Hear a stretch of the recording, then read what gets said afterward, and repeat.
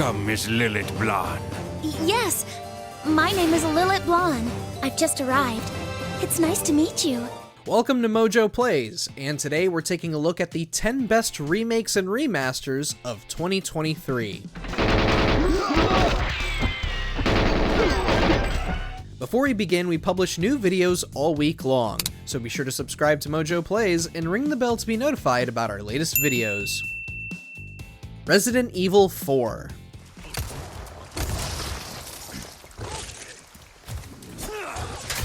Resident Evil 4 had everything going against it. Many regard the original RE4 as a masterpiece that is not to be touched under any circumstance. So, one can understand why some were on edge when hearing about Capcom remaking it. Contrary to the skepticism, the project was in good hands the entire time.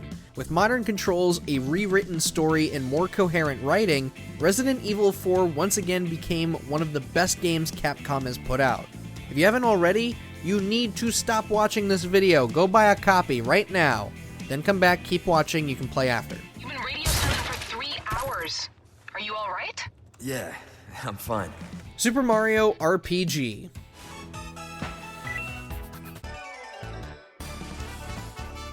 With Super Mario RPG being decades old, many of us were willing to accept anything for the game to return, even if it meant a simple port for Switch Online. But a remake? Not only that, but a remake with CGI cutscenes, a remade soundtrack, and post-game content? You know there were some hardcore fans bawling their eyes out the second it was announced. Super Mario RPG truly is a fantastic remake that respects the original game in every way possible while enhancing it in visuals, presentation, and use of modern technology.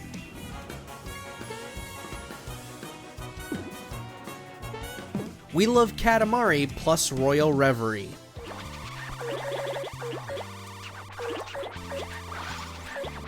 Bandai Namco has slowly but surely been bringing the Katamari games forward to modern platforms.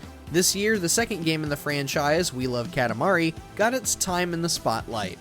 Sporting a brand new art style fitting of the franchise's spirit and energy, We Love Katamari plus Royal Reverie came with major improvements in controls as well as technical performance. Now you could keep rollin' at 60 frames per second, and as a bonus, 5 more levels were included that told a fun and somewhat heartbreaking story about the king in his more youthful years. Here's hoping the success from this title leads to more remakes in the future. Or perhaps, a brand new Katamari game?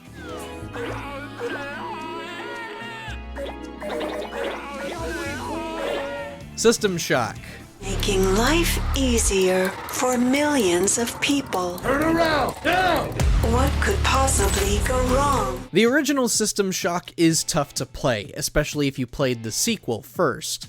Controls and UI are super rough to endure, so this remake was desperately needed, and Night Dive Studios did a solid job with it.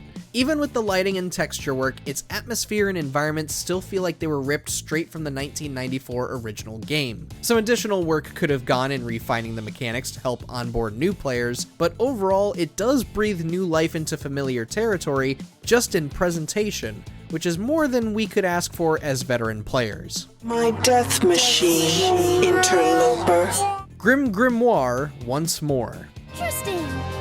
Maybe I'll give it a try. Come out, everyone! Vanillaware has made a name for itself between Dragon's Crown, Odin Sphere, and 13 Sentinels, but many have forgotten this strategy game developed for the PS2. In all honesty, Grimoire once more plays exactly like the original in terms of controls and mechanics. However, it does balance out the difficulty more in addition to rendering the gorgeous art at a higher resolution. On top of that, skill trees helped expand new powers for your familiars, while fast-forward functionality helped speed up slower moments in gameplay, just in case you were kicking butt a little too hard. Open the Grimoire once more with brand new features to explore. Quake 2 Remastered.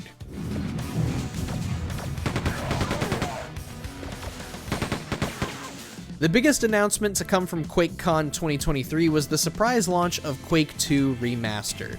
Sure, it looks and plays just as well as it did way back in 1997. Night Dive Studios could have stopped there, but they didn't. In addition to the base game, Quake 2 Remastered came with every expansion that came out afterwards, and even includes Quake 2 64. And there's even a brand new expansion that was made specifically for this version, made by Wolfenstein Studio Machine Games. As for multiplayer, crossplay was simplified through the use of a password system, and the netcode was incredibly accurate. Even if spawn frags were a bit of a problem at launch, but, you know, patches are doable. Really, Quake 2 Remastered is truly fantastic. If you haven't grabbed it already, you need to go and grab it. Advance Wars 1+2 Reboot Camp.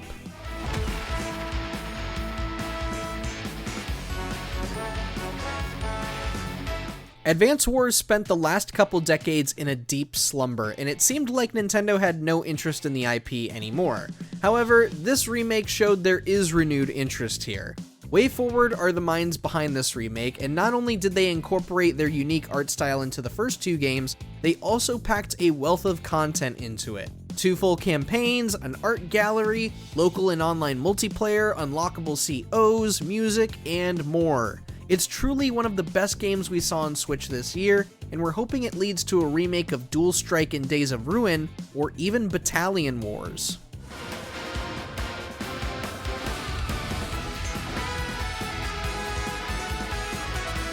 GoldenEye 007.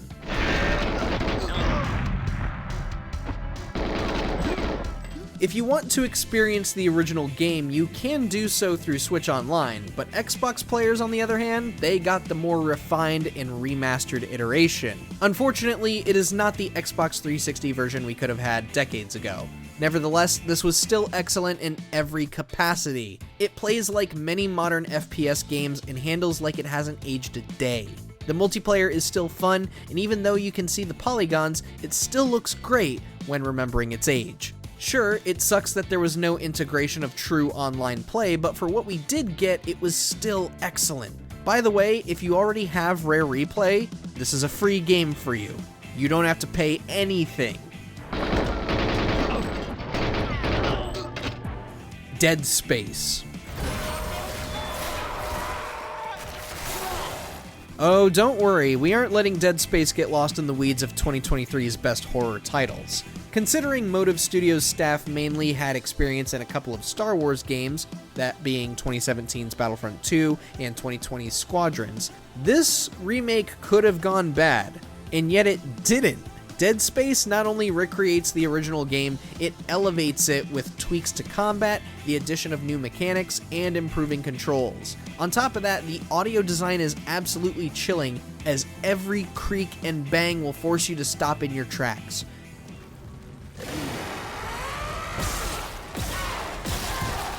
You are never safe, even when looking through a menu.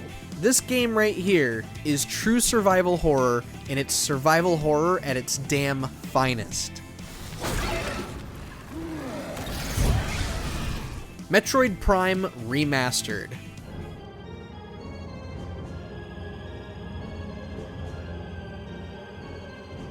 In case you need a sci-fi shooter that isn't as grisly and haunting but still hits that sense of thrill, Metroid Prime Remastered was the best one to pick up this year. From the textures to character models to lighting, just about every aspect of this game got a major boost thanks to the advancement in technology.